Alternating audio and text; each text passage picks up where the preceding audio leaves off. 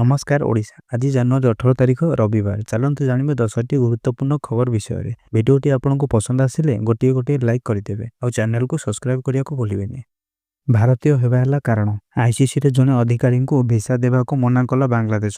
यह पर आईसीसी बांग्लादेश संपर्क में सृष्टि होईछि अचलावस्था। बांग्लादेश क्रिकेट बोर्ड सह चली विवाद समाधान पर आईसीसी शेष उद्यम भी अटकी जाइछि। बीसीबी को बुझाइबा आईसीसी एक प्रतिनिधि मंडल ढाका गस्त करने को थिला, किंतु एही प्रतिनिधि मंडल रे थिबा भारतीय अधिकारी संयुक्त गुप्ता को भिसा देवा को बांग्लादेश सरकार मना कर दैछन्ति। यार फल आईसीसी पक्षरु केवल जने अधिकारी दुर्नीति निवारण और सुरक्षा मुख्य आंड्रयू एफ ग्रेव ढाका पहुंची। सूचनायोग्य जे सुरक्षा कारण दर्शाई बांग्लादेश T20 विश्वकप पर भारत आसवा मना करी मैच गुड़ी को श्रीलंका को स्थानांतरित करने को दाबी करिछि, किंतु एते कम समय रे मैच स्थानांतरित संभव नुहे बोली आईसीसी स्पष्ट करिछि। एबे कठोर पदक्षेप नेबा प्रतिबद्धता छाड़ी आलोचना माध्यम रे समस्या समाधान और बांग्लादेश को अंतर्जातीय क्रिकेट रे अवहेलित अनुभव न हेबाकू आईसीसी चेष्टा जारी रखिछि। चीन रु पुणी आसुची भाइरस आतंक। कोविड पर एबे नोरो भाइरस को नहीं चिंता। गोटे स्कूल रे 100 रु अधिक छात्र छात्री संक्रमित। 2019 वुहान रु आरंभ होइथिबा कोविड-19 सारा विश्व को भयभीत करिथिला। एबे पुणी चीन रु आसीची नुआ भाइरस आतंक। एही भाइरस हेउची नोरो भाइरस। दक्षिण चीन रो ग्वांगडो प्रदेश रे फोसान शहर रे गोटे सीनियर हाई स्कूल रे 103 जन छात्र छात्री नमूना परीक्षा रिपोर्ट नोरो भाइरस पॉजिटिव आसी। भाइरस द्रुत गति रे व्यापीबार क्षमता थिबारु स्वास्थ्य विभाग सतर्क होइछि। स्थानीय स्वास्थ्य अधिकारी माने स्पष्ट करिसंती जे समस्त आक्रांतक अवस्था स्थिर अछि। कोनोसी मामला गुरुतर नुहे ओ ए पर्यंत कोनोसी मृत्यु घटी नाही। तेबे कोविड रो अनुभव को मने रखी चीन प्रशासन सतर्कता मूलक पदक्षेप नेइछि। नोरो भाइरस को नै सारा विश्वर नजर एबे चीन उपरे। ईरान रे 19 दिन धरी चलिथिबा हिंसात्मक प्रतिवाद पर एबे परिस्थिति धीरे धीरे सामान्य हेउछि। एही मध्य प्रतिवादकारी नेता को गिरफ्त करिछि ईरान सुरक्षा बाहिनी। ईरान अर्थनैतिक संकट को केंद्र करी गत 19 दिन धरी चलिथिबा व्यापक प्रतिवाद एबे शांत हेबार संकेत मिलिछि। एही प्रतिवाद समय रे लक्ष लक्ष लोक रास्ता को ओल्हाई सरकार विरोध रे स्लोगान देइथिले ओ भंगारुजा पोड़ापोड़ी घटना रे बहु लोकंक मृत्यु हेबा सह हजार हजार लोकंक गिरफ्त करा जायतिला। एही मध्यरे शनिवार प्रतिवादकारी नेतृत्व नेउथिबा नाजानिन बारदारन को गिरफ्त करा जायछि। हिंसात्मक प्रतिवादर मास्टरमाइंड भाबे तांको चिन्हट करा जायछि। गोइंदा सूचना आधार रे ईरानीय रेवोल्यूशनरी गार्ड IRGC तांको गिरफ्त करथिबा दाबी करिछि। तेबे नेतांको गिरफ्त पोरे ईरान रे प्रतिवाद आहुरी शांत हेबो कि ना पुणी हिंसा भड़किबो से नेई सारा विश्वर नजर एबे ईरान उपरे।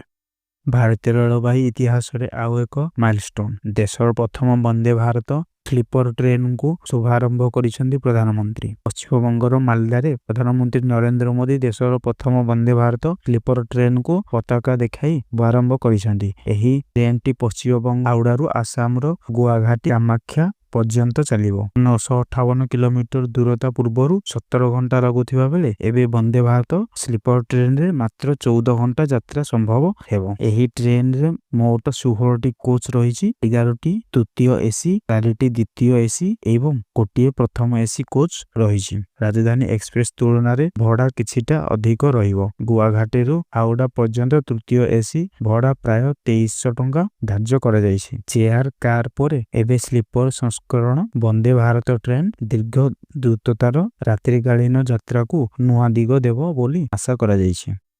जम्मू काश्मीर सीमारे पुणी थरे सुरक्षा चिंता बढ़ाई पाकिस्तानी ड्रोन। सेना और बीएसएफ सर्वाधिक सतर्क रही सर्च ऑपरेशन जारी रखिछंती। जम्मू काश्मीर सीमारे पुणी थरे ठाब होईछि पाकिस्तानी ड्रोन। गत 5 दिन मध्यरे एहा हेउछि तृतीय घटना। भारतीय आकाश सीमारे संदिग्ध ड्रोन देखा जाइछि। सूचना अनुसार गतकाली विलंबित राति रे जम्मू काश्मीर कानाचाक सेक्टर रे ड्रोन प्रवेश करुथिबाकू बीएसएफ जवान माने चिन्हट करिथिले। ड्रोन देखिबा सहित सतर्क बीएसएफ जवान माने गोली चालन करिथिले। गोली चालन परे ड्रोन टी पाकिस्तान सीमा को पड़ा जाइथिला जणा पड़िছে। घटना पर सीमा अंचल रे सेना और बीएसएफ पक्षरु तीव्र सर्च ऑपरेशन चलिছে। पुणी ड्रोन घटना भारत पाकिस्तान सीमा रे सुरक्षा चैलेंज आहुरी गुरुत्वपूर्ण रहिছে।